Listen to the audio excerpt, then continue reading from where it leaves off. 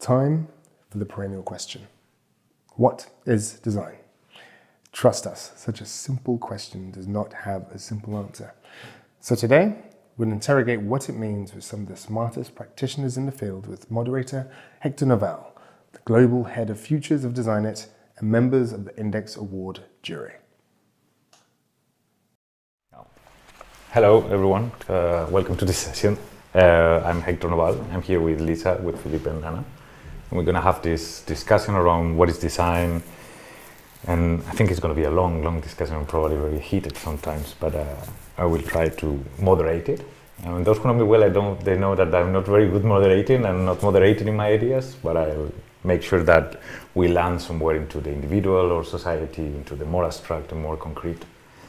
Before we start with the questions, I also would love to acknowledge that we are taking a big gap here, assuming that there's a thing that we call design, that we can put all the designs we know into a single word and talk about it. I think that's a big first assumption.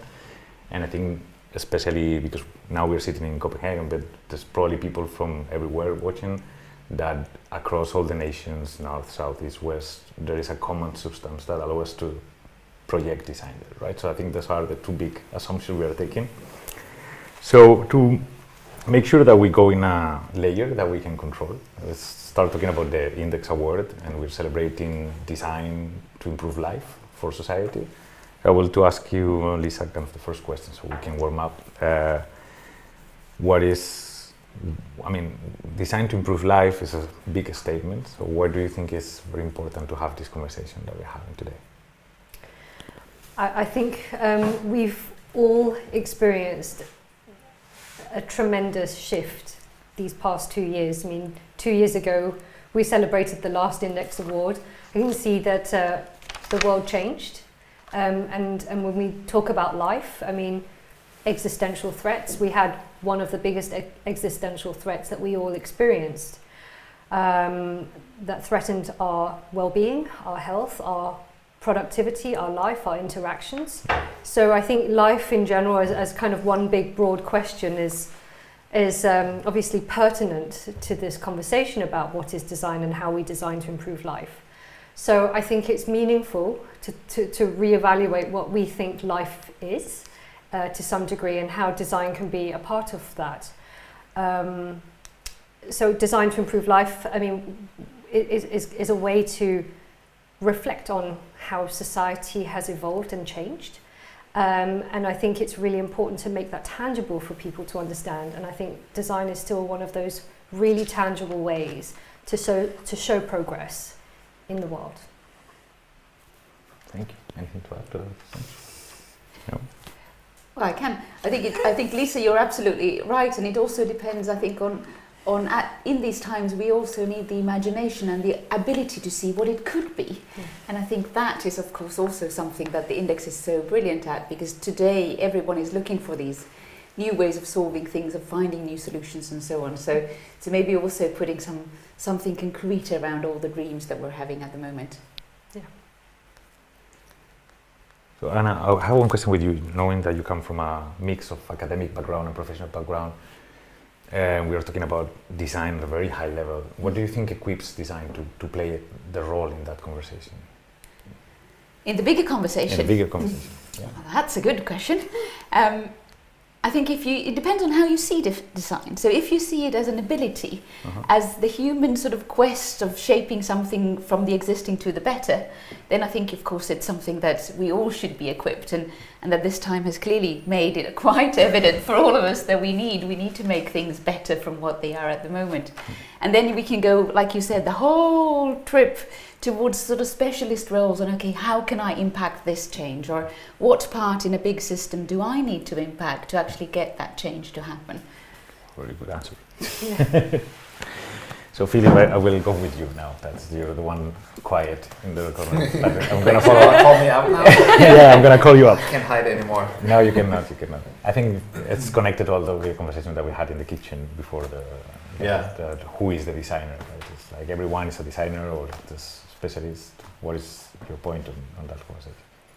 So design is not the only creative discipline out there. There's a lot of creative disciplines: music, cooking, writing. So we don't own creativity. So in my opinion, what defines design, without going into like the deep philosophical discussions that we could have here, it's really about the artifact and the medium, which is the output of the process, of the creative process. And that's what's inspiring about Index for me. Also growing up, being a student in a design school, obviously you're familiar with like the Nobel Prizes of the world, also the more traditional design prizes, where it's about maybe like the more aesthetic design aspects of an object. So it's really nice to see this index of objects that have been designed by designers as well, actually making a difference and actually using our craft to make a difference in the world as well. So it's not just about, you know, inventing, you know, a new drug or a new piece of medicine or a new technology like a lithium battery or something like that to change the world. You can actually make a translation program that helps people learn a new language or a new expression for an electric car and things like that to increase the adoption of that technology. It's a long way of saying that, yeah, I think I'm very passionate about the craft aspect of design in this context, and it's just design is just one of many disciplines that are creative, essentially. Do you think, like all of you, like this is like more, we already warm up a little bit the conversation, is really the designer the one accountable of having an impact and change? Or normally the designer works for a client or a commissioner, works inside a company. Who is really the accountable? The designer, or he's just or she is just an interface between companies and the market or the people? Oh, that's you look like I should take it. Yeah, why did you take it? But I think it comes back to what Philip was getting at with the index. So what about if you take index as a concept, as a design in itself? So then we have brilliant people who have come up with these solutions in different ways, but the fact that the index actually lifts them, the fact that you put them in front of the discussion of this be what we should be heading at, actually makes them in itself part of a design process to get all of us to think differently of what the world could be. Okay. So in that sense, actually, I think the same could go for even your designer who works in a large, like you said, for a client or in a corporation or whatever else. It's what is the work that they are showing and how much does it change the thinking of everyone inside? Does it change the debate? Are they asking different questions that no one else has been able to ask? Are they capable of framing the question in a way that other people didn't think of? All of this, I think, is actually the very practice of design. And maybe the impact can even be bigger if you're in a big group somewhere which typically wouldn't think of those things than if you are completely, you know, on your own and expressing your own will only. I don't know. You mean for you, like the designer is the one framing the questions? And then could be at least one. I'm definitely with Philip that it's not the only one. Okay. But I do think that increasingly we are in organizations seeing the need of having people with different kinds of viewpoints and opinions. Whether it's a diversity question, whether it's a viewpoint question, whether it's just finding that way of seeing at the world that no one else thought of. And I think that actually feeds back into how everyone can be more creative and like Philip said, sort of in all those fields. So I think the impact is bigger if you're in a sort of bigger cohort than actually more refined. Like I also think like it's not always that you get the opportunity to like somebody comes to you and says like design something to improve life for someone, you know, like make this thing. You know, I think it's also about some of the small opportunities in any product or any project you're working on as a designer to actually make a difference. And I think we can also highlight that with Index. So just things like, you know, if you think about it, every design decision you make in your creative process has a huge impact on what kind of material, what kind of finish a product is made out of, maybe even where it's sourced from, what happens to the product after its life. And you might not think about that if that's not top of mind for you as a creative professional. So through Index, you know, we have finalists like Nike who are showing like how they're using certain materials to develop a certain shoe. You might get inspired and you might be working on designing automotive or speakers or something else and see like, okay, I'm actually learning something new from a different industry that I can apply in my job, and maybe I didn't think about that I could actually make a difference designing this chair over here or this car over here. I think, I mean, I agree with that. That's also, you know, the beauty of the cycle of regenerative ideas coming through every 2 years. It's a reflection on society. So, I mean, of course, in some ways, you know, designers are responding to actual problems in the world. And this is a very tangible way of saying, well, actually, there's a need here. And so therefore, someone has actually designed the solution, whether it's a new type of lithium battery or whether it's, you know, the translation app or whatever it is. So I think, you know, that gives us a kind of a good way of encapsulating what's actually happening in the immediate response from designers based on needs. And I think, you know, designers need those references to get inspired from. You know, you're always working on your reference points, and it's iterative. So, I mean, we're not suggesting here that these solutions are going to solve the world's problems, but it's increments, right? So we need to see the incremental changes, and it just gives a sense of hope. Someone's actually doing this, and someone's actually trying to solve a problem that's urgent and it's critical. So solving problem references, but it's still not clear to me the idea like if design, the inspiration comes from the designer itself, it's like a self-reference process, or is it just a collective process? What do you think? I'm biased. You're biased, okay. I prefer the collective, but I do think that it still takes sort of individuals who are ready to do the things they believe in, but they could still do that collectively as well. But I do think that, coming back to your previous question about what if they work in a big organization somewhere, for example, I do think you can take an idea and run with it, but I do also think that if the environment is such that you are pressed down and you don't get that opportunity to do things you believe in, then the risk that it will happen is not so big. So I think it needs both. But coming back to also in these organizations, we have there's a lot of research at the moment, someone called Nemeth, who talks about the importance of dissent, of the importance of being able to say something completely opposite. They swim in the opposite direction than the other fish, or when we talk about, or people talk about tempered radicals. It's called Myers, that person. It's sort of how you can be a tempered radical within an organization and still change it, but change it in a way so that it shuffles the organization enough, but doesn't tilt it so that you get a counter reaction inside. So it's a tough balance. It's a tough balance. What do you think, Philip? I think any creative process, or if you think about innovation or product design or whatever, it's definitely requires a team, right? It's not just about that one person. So I think we gotta get away from this notion of the star designer. That's like, you know, the brilliant genius who sits alone in their studio and comes up with all the ideas. That doesn't really happen in the real world. But I also think that the designer in their job has to make thousands of decisions, and they're not necessarily don't have time to involve all their partners in making all decisions. So all these micro decisions that add up can have huge impacts on, you know, what you're creating. So I think if you're conscious about actually the impact of your decisions that you have to make and the calls you have to make on your own throughout that project, you can actually make a change potentially if you're aware of that as a designer. So again, I think this is really about, like, Index for me is really about, like, creating awareness about this, about how much of an impact you actually have in your job and when you're doing this kind of work, and also just making that top of mind and inspire people to think about it in their everyday lives. I think both and. Sorry, biased as well.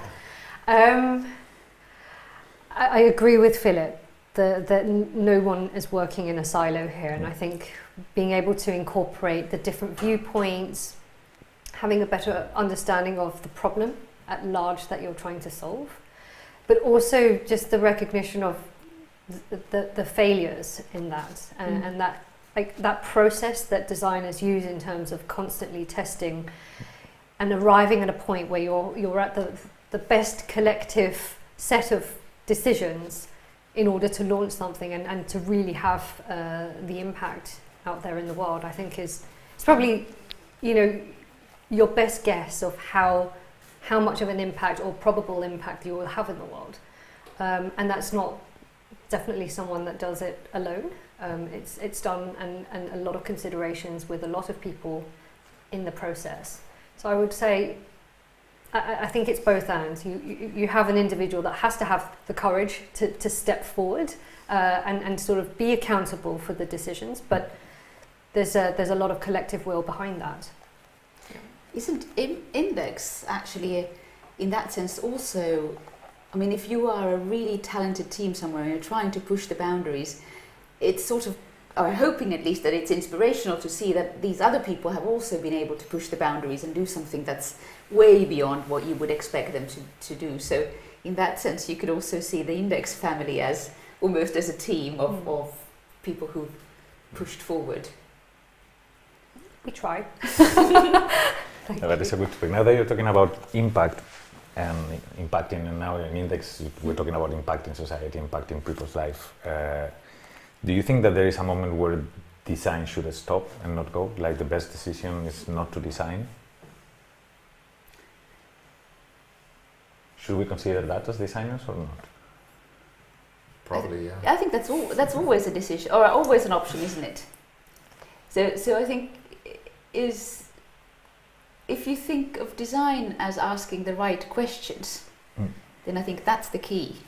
And the answer might actually not be a new product. It might be a new behavior. It might be a new way of repurposing something. It might be that you're solving the wrong problem altogether, that you should be looking somewhere else. And so many of them can end up as not doing anything or doing something new. Okay. Yeah, I mean, part of me think there's a bit of like an arrogance around, where we've been heading the last few years with concepts like design thinking and kind of think this notion of design is that everything is design. Because like if everything is design, then what is a designer, right? And I think sometimes it can be a little arrogant to think that we can apply a certain process to solve any problem in the world, or even that designers can go out and do some field research and tackle the most complex and wicked problems of the world.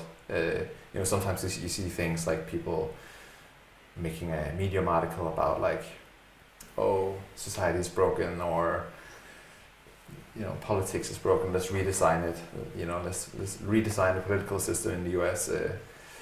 I don't know, like maybe there's some parts that, you can maybe as a designer help facilitate that process of rethinking something, but I think there are probably other people out there who are better suited to really impact that area.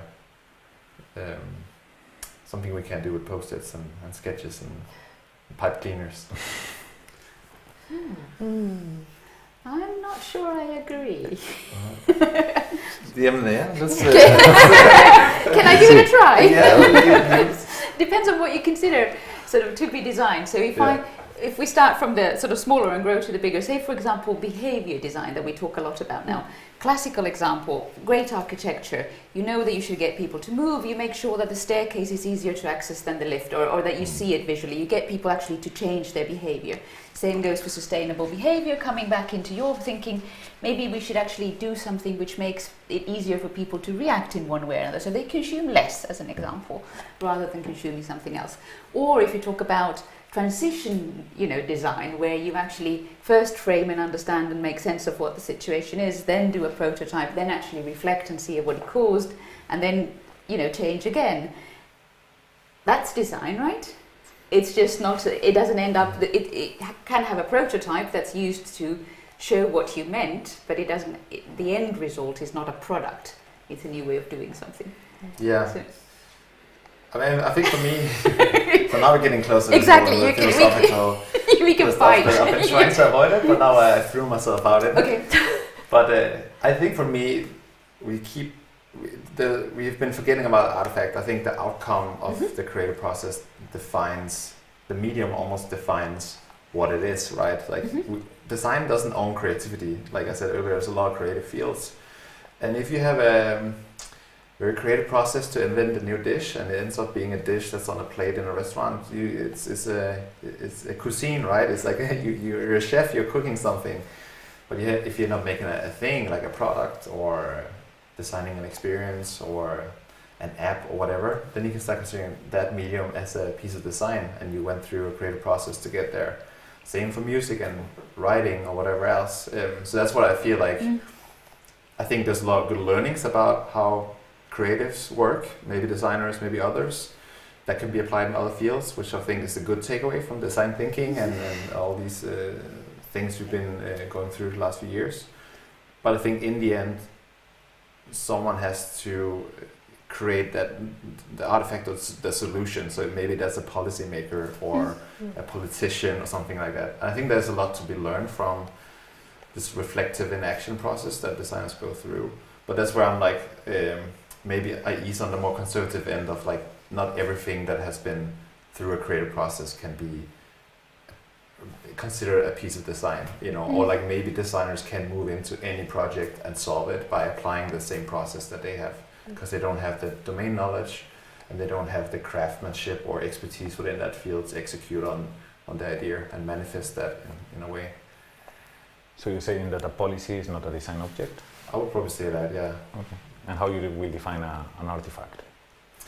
I mean, that's where like, you know, but you know, it's the materialization of some idea in some kind of artifact. So obviously starting from a physical object, right? Okay. So if you think about the evolution of design coming from applied arts, so maybe it's a chair or an ornamental object or a piece of industrial design, then there's like graphic design, and things are becoming more digital, so it can be an experience or a piece of software. I think that's where I start. I think like with experience design, like designing experiences and spaces, I think everything beyond that, it gets a little bit blurry in my mind, especially when it becomes so intangible that the materialization or the crafting of that artifact is non-existent anymore. I think that's when it's so removed from the medium. I think it gets a little abstract for me in that sense. What do you think? Lisa, you were taking notes. So no, yeah, I was taking notes, and like I you know, this debate is often replayed in every jury meeting, so it gets heated. We just don't have the red wine and the rest of the jury here, which we also have to recognise. We're representing obviously a large group of individuals with very varied backgrounds. I mean, I think for me, I think there's the hat that I wear, which is very focused on the humanities, and you know, with a social science background, I can really recognise the toolbox that designers have. I mean, you referred to design thinking. There's a lot of anthropological tools that designers use, and of course, what I think is beautiful about seeing how designers work is this output, having something really concrete and tangible that people can recognise. It's communicated in a way, and not just research that is just presented in a report format, but there's actually something that's super tangible at the end of it. So I would go as far as saying policies are design objects. It's just a manifestation of like what that continuum of objects are. Things that are super tangible and real and physical, right through to the things that are really, really intangible. And also remember, our language hasn't evolved fast enough for us to interpret what reality is, you know. So we've lived in a very physical environment for a very long time. Now we have to live in a digital environment where things are just blurred. Boundaries are very, very different now. So I think, you know, we don't give ourselves enough credit as you know, a civilization in a way to understand that there's a lot of evolving that has to take place. And I still believe that designers are, you know, a force, whether you want to use the verb or the noun itself, that still is able to interpret and understand the world and provide ways of showing how we are actually responding to the world. So I know that's a very sort of abstract, and obviously it's like, take what you want from that, but I think that's also why it's a challenge to explain to people that live in very kind of boxed formula conventions of you're either a designer or you're not a designer. I think it's really not binary. I think we have to try and educate ourselves out of these, we are this or that, we are us and them. And I think, you know, that's really it cuts across a lot of different sectors as well, right? So this is where we've arrived at with your very good. No, but I have question. a question now because we were talking about outcomes, the outcome of design. So the question that came to my mind is like, it's the artifact or the thing really the outcome of design, or is the new reality that you were mentioning, the new reality that we are living thanks to that outcome? So where design ends? Yeah. What do you think? You're looking at Philip. I'm looking at Philip. We're all looking at you. It's getting very heady. In Index we evaluate solutions based on their impact. So obviously you design with an intent to make some kind of impact. If it's like purely commercially, you want to sell a lot of units of a thing, or you want to maybe improve life for people or something else. So obviously, a design is not successful if it's not delivering that impact that you set out to do, right? But you had a more like a philosophical spin on that question that I don't know. But I don't know. I would say we were talking about speculative design earlier, which is an interesting new area of design, I would say, because you're not designing with the intent of shipping a product or making a thing, but you're making these artifacts to maybe influence decision making. If you think about a strategy for a company, or setting a vision, or maybe painting a picture about a future we don't want. So there's still like a design intent in creating these artifacts. And I think that goes back to what I meant earlier about like what is design and what's not design. There's a lot of people who are maybe working in future forecasting, working in strategy. Maybe there are also sci-fi writers who write about the future for society. But you think about speculative design, for example, there's a bunch of people who are able to craft objects, maybe create experiences, apps, fake apps or whatever, that through these mediums can tell a story. So they're not writers like a sci-fi writer, they're not researchers, they're able to create objects that elicit a response from an audience. So I think that's a different kind of design that's not so commercial maybe, and is concerned with maybe the world where it might live in the future. But I think the goals and the objectives of that is still the same, and I still think that's still a design because you're creating some kind of artifacts, and the medium kind of dictates that. And I think like for me, it's this whole discussion like why we even talk about it. It's kind of weird. Like I was looking at what's the definition of music just before going into this meeting, because I feel like you can compare this discussion to what is music, or like what's food, because it's the same thing, right? Designing is a human capacity that everybody can do, right? Everybody can cook, hopefully, otherwise we can't feed ourselves. Everybody can drum on something. I consider myself like a good drummer, but I'm not really a great musician, but I can make music. So, why do we need to talk about what is design and if it's the thing everybody does? For me, it's important, I think, in the context of we have Anna, she's from Aalto University. What are we actually teaching people who want to study design? Like what skills do they need to master? Or like we're talking about Index, what kind of solutions are considered designs that we want to highlight. There's a lot of things in the world that improve life, but like what are the things that we want to focus on, and maybe what is the audience that we're trying to inspire with this particular award. So I think that's the interesting thing for me of like how do you define that, and like also like how do you educate designers for the future? If it's everything, I don't know, like you just educate generalists that can do a lot of things, make policies and But I think, but I think the other thing that's really interesting to think about, particularly now, is that also we should think ahead.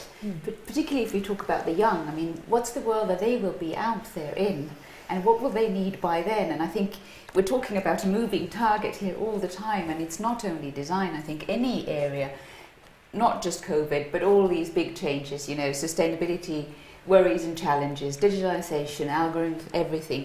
So we're all actually, the train is moving even faster than before, and then in any field, every field, and then trying to understand, okay, so where will that train be 50 years from now?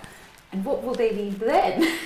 I think that's a really interesting discussion, and one we can barely look 10 or 20 years back and say that it's already changed quite a lot. So this discussion would sound different if we would have had it 20 years ago.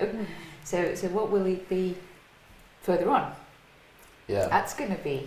I think you could boil it down to maybe like some fundamental domains within materializations of ideas. You know, I think even though the world is changing a lot, you know, when I was studying design, there wasn't a word called UX. It didn't exist back then, but still we had two-dimensional design, right? It's like graphic design, layout, illustration, and web design back then, and it's just evolving, and it's still two-dimensional. It's just a different medium. It lives on a screen versus on paper. And then we have three-dimensional design, we have spatial design and experiences. I think there's still like some foundational domains where there are some crafts associated with it that we need to, in my opinion, still like make sure that people learn these crafts so they're able to articulate themselves within that domain and manifest the ideas. Because it's really the creation process is that we know that's where we actually learn in the process of making a prototype or proposing an idea. And that's also when designers are working together with others. That's what we can bring to the table. Like we don't own the ideas, we don't own creativity, but we can bring this manifestation of some sort on the table and bring it together in a company or in a team or something. But I think the incremental change is easier for us to predict than the completely radical. So as an example, if we think of, you were talking about how things moved in with UX and so on. So today, for example, instead of only designing fashion as in physical objects, we have people who design fashion or skins, if you like, in games. And it's done very similarly as it is in the physical world, but in an entirely digital way, but you can recognize the same kind of design processes and so on. But the other thing that we hadn't really thought of is what kind of communities and networks these games as platforms actually cause. I mean, if you go to, and the pandemic has been a great showcase of that, if you go to a gig in a game platform, or if you do something like, you know, then you start having completely new kind of practices which weren't as easy to predict for as those which were a transfer of something we already knew just into another format. So I think those will be, I don't think we're even, you know, ourselves that good designers that we could have a fair guess on what future of work is in 30 years or even a shorter time. That's true, yeah. You were talking about the process. Is there a design process? Is there a common process in all the disciplines? I think there is. I mean, I don't know about you, but I think most designers follow like the double diamond. If you want to get like into this kind of stuff, you know. But I think what for me was interesting is that the creative process looks very much the same across a lot of other creative practices. And even in the literature, like I remember when I discovered Donald Schoen, I think his book was called Reflection in Action or something. He was talking about how woodworkers didn't know when they're crafting a chair, they didn't know what it would look like until they got to work with the material and through that process understood it and then developed the form. And I also remember like I visited Noma here in Copenhagen. I visited their R&D lab some years ago, and that was the most inspiring studio tour as a designer for me. It wasn't even a design studio, so it was really cool to see the similarities between how they work and how we work. Then again, like they had a very creative process. They were actually doing a dish with cod sperm when I was in there, which was interesting. Ants and cod sperm were on the whiteboard, fascinating. But then the outcome is a dish, right? So they're chefs and they're working within their craft. So that's kind of like what I keep coming back to. And I don't know if there's like one creative process, but I see a lot of similarities. So like design doesn't own creativity. I don't think it's just. I mean, just to add to that, because I agree that the creative process can be somewhat similar. What I find, I mean, and this is an observer looking into how design education, how designers work and trying to identify the uniqueness in that. I think sometimes arguably you forget how well disciplined you are in actually training for critical thinking and training for critical feedback. I think it's become just sort of second nature that you are developed to have the thick skin, to be able to interpret and understand feedback in order to move forward. And I think that's not very common in a lot of educations. It is very unique in creative processes, but I think even more unique within the design disciplines, architectural disciplines as well. So as an observer looking inwards, that has for me at least been something where I can articulate very distinctively, saying, well, actually there is something in design education that actually equips designers and future designers to be able to understand and challenge and understand and interpret problems, because you're just very well equipped in listening to that feedback and interpreting the feedback and being able to articulate new directions. And I think, you know, when you think of other educational disciplines, yes, you might have, you know, some sessions, group working, but actually I think the tools in being able to do that are maybe not as tacit as in the design space.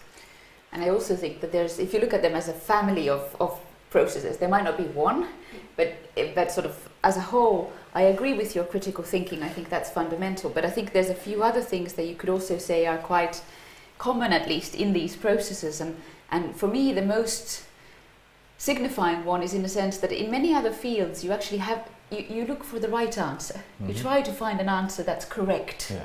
You try to have a setup, you try to make it repeatable, and then you, sooner or later, you come at least closer to something that's an ideal of a correct answer. For us, it's the opposite. So we're actually trying to find a new way of framing something, of asking questions, of opening up the possibilities. And there is no, we somehow have to live with the idea that there is no one correct answer. Mm-hmm. So you might actually find several solutions which are all equally good. It's just a matter of context and user and what's most appropriate for whatever you're looking for. So to me, at least, that's fundamentally quite different than what many of the other ways of approaching are. But I still think that we need actually all of these to make, you know, the most forefront work that we have. So I'm not saying that one is more useful than the other. I think when we can combine these, then that's when we really get the interesting things going. So is the framing questions, feedback loops, and craft, the three of them together? Yeah, is what with the critical mindset. With the sort of human framing. Okay. That's where you all feel comfortable. You solved your problem. Solved and finished. Yeah. We don't need to talk anymore. But we just said that there's not going to be one right answer, so we could probably open this up again. Yeah, and what do we do if we think that we have the right answer and we realize that later that it was a mistake? Yeah. Should the designers think about how to unplug their ideas or how to go backwards? Is it backwards or forwards? I don't know. Isn't it an iterative loop that you, as long as you are humble enough to admit that you won't have reached a final solution, that you are looking, that there are alternatives, isn't that better than backing? I don't know. Probably. I guess it depends on if you're doing that in a lab or an experimental space outside the real life, or if you're doing that outside where there's real life with real people. So I guess my question is more, on the lab it's very easy to do those iterative cycles, but what do we do when designers, we put solutions out there that are not the right solution? But we really thought it was the perfect innovation at the moment. Yeah. Should design think about that too? Absolutely. Yeah. I mean, it's a little bit, not to reduce it down to, you know, like simple analogies, but I think, you know, if we were all presented with exactly the same materials, the same tools, and a recipe sheet for how we should make a specific design, we would all come up with something different. It's just contextually, you know, we're all different, we'll interpret the problem in different ways, even with the same ingredients and the same materials, right? So I think just recognizing that you're designing in context where the object, the artifact will be interpreted differently, I think, you know, again, equips you with, okay, well, we have to iterate on that just on the basis of how well that solution is received. So I think that the flexibility is also critical as well, right? Yeah, and then what I can really sort of, I think, you know, is it the end product, or with any of this circular thinking, I mean, what you're actually designing is the whole life cycle, right, of whatever it is that you're putting out, new material. If you're going to use new and virgin material, then you better think of how that ages and how it moves through and all of that. So it sounds to me purely irresponsible to think of it as if, you know, I've done this step and I've left it, now it's on its own in the world, you know, ended up in landfill. So I'd much rather see that the design process is taking care of all of the steps of how it evolves and how it's reused or repurposed or all of that. But that's just me. Yeah, I agree. Yeah, I think it's. Yeah, I think also like a part of this, the notion of index is also to put some responsibility on the designer too. Mm-hmm. Like other craft, like if you're an architect or you're a doctor, there are some certain things you got to take care of, because you can impact people's lives if the thing collapses that you're building, or like, you know, in your medical practice if you're not, you know, doing a really good job. And I think maybe in the past, design might have been seen more as a transactional service. You know, if you're beautifying objects, you're just working for the man and you're just providing the service, you're redesigning this object and just making it look good so people want to buy it, and then off to the next project. I think what we're getting at is that, yes, as a designer, you can actually make an impact in everything you do, even though that might not be a part of the original brief for what you're trying to do. You can make an impact with all the decisions you have to make in that process. And two, maybe also designers actually we can place a responsibility on the designers too, because we're seeing how the skills of the designers can be abused in the market. Like, we can create unnecessary desires to buy products that we don't need to buy and push in the market. We can make aesthetic choices that impact the repairability of an object. Like, I work in consumer electronics, there's a lot of talk about the right to repair right now in the EU, because certain products you cannot take the batteries out of them anymore. You can't replace the screen without replacing the inside of an object. And these are all made maybe for aesthetic purposes, because we like to have this object with no visible seams or screws. So these are really meaty design challenges that you can consider in your design process, and you might start thinking about your responsibilities when you're making these aesthetic choices. And maybe you can make your screws look cool again. You know, maybe you can get back to the old Nokia days when you have a phone that could last for like 12 years and it's like tough as nails, and you can change the fronts of it if it breaks. You know, I think that's what gets me inspired about this whole thing, that we can actually start making any designer sitting out there aware of this kind of impact they can have. Do you think, any of you, do you think design is going in the right direction? Or is there anything that we need to do collectively to steer to another direction? I'm trying to avoid not going philosophical on this one. You can go. Just almost at the end, we can go. The first sort of objection, Lisa luckily gave us leeway saying that we're having a critical approach to things. Is it a linear development? Is it sort of right direction, or is it actually something that's done in a systemic approach, or in a network where there isn't one linear direction towards something, but there's actually different pressure points where you can make an impact that actually then affects something else that affects something else, and it could go as ripples almost over a bigger and larger system. So is the analog, is it a train or is it a stone on the water, top of the water, which actually then creates rings around it? Or I don't know, it depends on how you consider it. I guess I've seen, probably because our context, probably our culture, we tend to project things in timelines. And we tend to see it left to right. But sometimes something tiny actually creates ripples that are way bigger than the something itself. And do you think design is going that, or is we still projecting timelines? And well, both. But I'm hoping at least that Index is doing really its share on being maybe those tiny things, but that create a lot of ripple. Where if we can share the awareness of these are the great things that have been happening, that the ripples globally can be bigger, or we can maybe we can be a wave amplifier in sort of these are actually worth considering, these ideas, but it might not be that it is linear towards something. It could be in a system.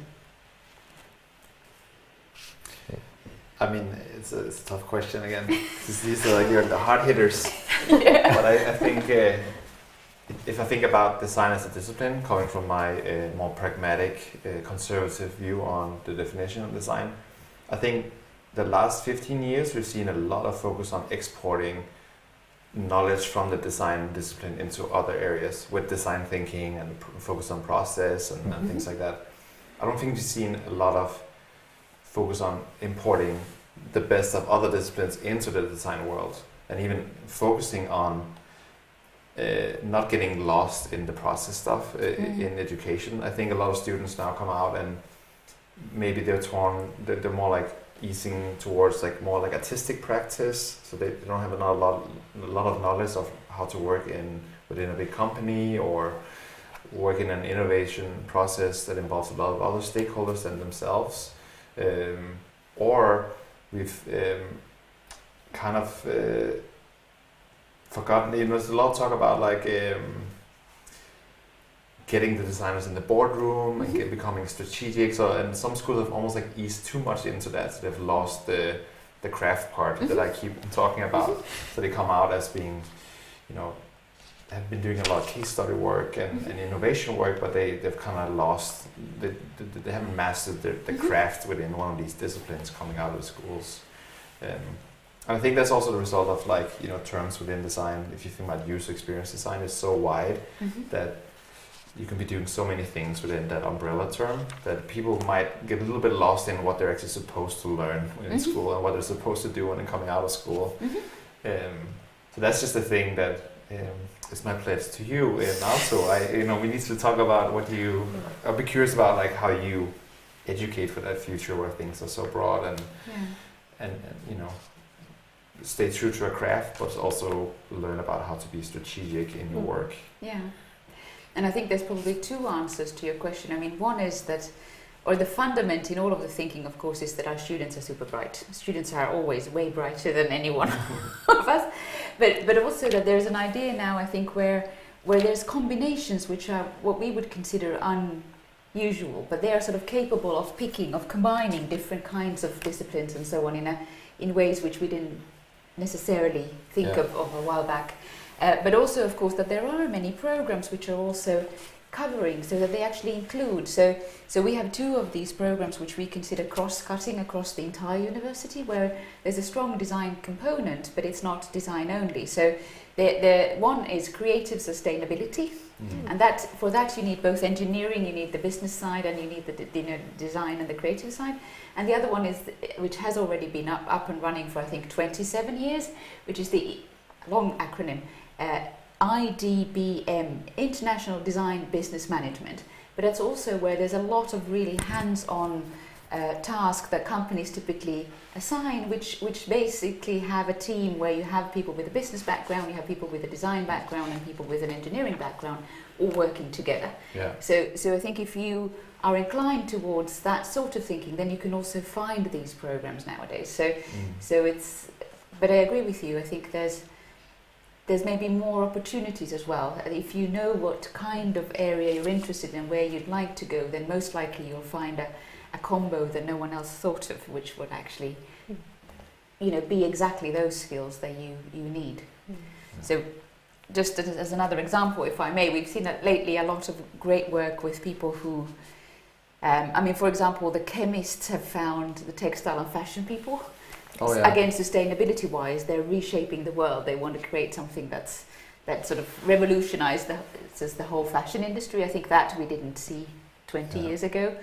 Or we had, in the early days of Aalto, we had a project that I really liked where the neuroscientists found the film people, because one guy wants to measure what happens in your brain when you feel, and the other group actually are pro on causing emotion on command. So when you put those together, you get something that you didn't have before, and That's so cool. on. So I think they're really, again, I'm not a big fan of top-down strategy where, these things should collaborate, but actually creating an environment which allows people to, when they have an idea, oh, that's cool, they can create combos which, again, they get unique, advantages when they're looking for jobs because no one else has exactly their combination. So, but this is a long conversation that I could talk for too lengthy. But I think it is also, again, a reflection on the system, so we've been thinking society in a very conventional way. So, and of course, this is really interesting and unique. And I guess also, again, coming back to designers, if the designer wants to focus on one problem or solving multiple problems, it also sort of shapes the direction where he or she wants to go. You know, if you're really, really hell-bent on focusing on one singular problem and you will devote your time and energy and livelihood to it, then yes, it turns into a venture of something of bigger, larger impact for magnitude. Whereas I often see with at least the designers that we see coming through Index Award, there's a sort of a resonance on wanting to continue down that vein of doing something impactful, but maybe the venture changes over time because it's actually solving different types of problems. You started with one thing, you let it run its course, but then you started another thing that has also had a different type of impact, but you let that run its course. And so there's sort of serial impact designers, I would say, out there. But again, it comes back down to how you're training them in the educational space. If they're thinking and are adapting to different situations and solving problems in different ways, I think it's great. It's a great thing for society that actually that's driving, you know, people in the workforce and breaking a little bit of this kind of conventional thinking about how work needs to be uniform and how corporates should be attractive for talent to see, okay, well, you have these types of educational degrees and therefore you fit the bill for fulfilling this spec. I don't think we should be thinking about talent in that way anymore, but actually what's the appetite in terms of entrepreneurship and trying to solve multiple different types of problems, right? So I think that gives me a lot of hope, is actually seeing kind of, you know, the sort of the repeat offenders, so to speak, you know. Isn't that a great way to put it for all of us, though, that we should all keep our curiosity and remember that, you know, the world isn't ready and we should always learn something new. Absolutely. And we're never ready either, not just students. So I think if we can keep that mindset, then that's good. Absolutely. Very good. So we're coming to an end. It's just, we still have some minutes, but I will love to wrap up and ask a few questions before we finish. I think we talk about collective, not individual. So we put that in the box of society. We'll make that a subject. That's what we want. So society first. We talk about tangibles and intangibles. Like everything that produces a society is called culture. That's the word we use. So we have society, culture, design in between those. What do you think is the role of design? What is design then? You're throwing all these small and easily graspable you have three things. You just have three things: society, culture, and design in the middle. I'm happy Anna is before me. Maybe it's a way to concretize hope in a way that's tangible enough for us all to agree on whether that's a future we want or not. Okay.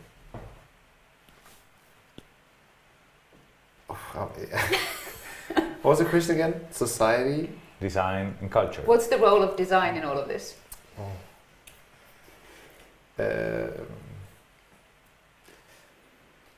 It's really hard. But one of the things I can say, just to kind of like switch a little bit away from the question, is that I think it's been really fascinating for me to see how there are emerging areas like design fiction and speculative design can be used to, like we talked about earlier, not just make a thing we want to make, but also paint a picture of potential futures, just like sci-fi has been doing in writing, that we can react to. Personally, I think TV shows like Black Mirror has been very influential on me. So I think when you think about culture and society, it's really fascinating to see that what we can make with these artifacts can actually help create a discourse around what futures we want. Which is, I think, very similar to what you said. Something that will allow us to agree or disagree. That's the future we want as a society, and we want that thing impacting our lives. Please, what do you think? I think my answer is a hybrid of the two answers already. I mean, I think definitely a way of forming the future that's fit for all. And I think that, you know, is obviously a very short answer, but it packs a lot in. So when I mean all, it means being inclusive. It means, you know, are we truly reflective of the voices that our world has in terms of representation. I think future fit can be on many parameters, whether you're in the northern hemisphere or the southern hemisphere. But I think, design is obviously taking us in a direction. And of course, whether we're speculating on what type of future, it needs to be a way that we can form that future for everyone. So I think it's a collective kind of a combination of what Philip and Anna have said. But it brings another tough question then, because the thing is like, if we are thinking that, the big problem is like the lack of tools to rebuild your own future. And that's a big problem that we all have as a humanity. And then design should play a role there. And probably the question is like, should we as a designers design the thing that people will use, or is just to provide the rules and the guidelines so everybody can build their own thing for themselves? Or should we focus on the humans alone, or actually think of the entire globe with everything it entails and not just the people on it? Do you think it's possible to get to that level of... I think we definitely should. We'll drive ourselves to despair quite quickly if we only think of the needs of humans. I agree. Anything else you want to add before we wrap up the session? I think we've covered quite a lot. We could take it on an even higher level, maybe. I think that covers. I think the jury would be fairly pleased with this discussion. I hope that all the things that they will be seeing during the next days will be inspirational. That all the great work that all the people have been doing, who have been selected as finalists, who will be selected as winners, will be something that give people sort of ideas and hope and opportunities to see that even this could happen. Absolutely. Yeah. Thank you very much for having me here moderating this session. It was amazing to have this conversation with all of you. Thank you. Thank you. Enjoy your day too. Thank you. Thank you.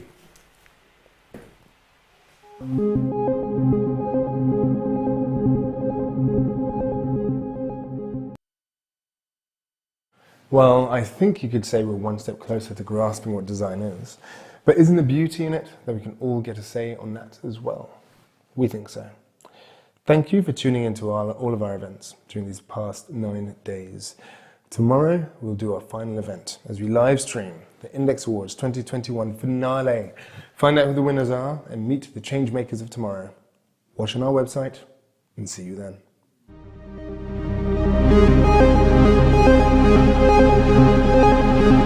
Thank you.